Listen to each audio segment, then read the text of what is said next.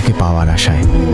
কত রাত নির্ঘুম কেটেছে, কত ভোর তোমার একটি বার্তার অপেক্ষায় শুরু হয়েছে, কত সন্ধ্যা তোমার স্মৃতি বুকে নিয়ে শেষ হয়েছে, তার কোনো হিসাব নেই। নিজের স্বপ্নগুলোকে একে একে বিদায় দিয়েছি, নিজের ইচ্ছেগুলোকে চাপা দিয়েছি, শুধু এই বিশ্বাসে যে একদিন হয়তো তুমি ফিরে আসবে, একদিন হয়তো বুঝবে এই পৃথিবীতে তোমাকে সবচেয়ে বেশি ভালোবেসেছিল যে মানুষটা, সে আমি। অথচ সময়ের কাছে হার মেনে আজ বুঝতে পারছি, কিছু মানুষ শুধু জীবনে আসে শিক্ষা দিতে, থেকে যাওয়ার জন্য নয়। আমি ভেবেছিলাম তুমি আমার ভবিষ্যৎ, কিন্তু তুমি ছিলে আমার জীবনের সবচেয়ে বড় পরীক্ষা। যে পরীক্ষায় আমি ভালোবাসতে শিখেছি, অপেক্ষা করতে শিখেছি, কাঁদতে শিখেছি, কিন্তু জিততে পারিনি।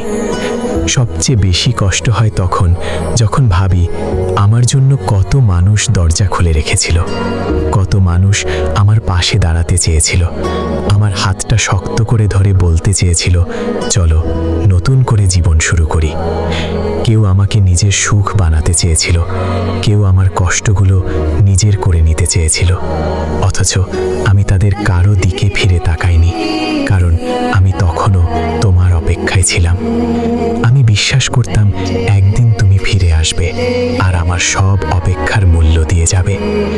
আজ মনে হয় আমি শুধু তোমাকে হারাইনি, হারিয়েছি সেই মানুষগুলোকেও যারা সত্যিই আমাকে ভালোবাসতে জানতো।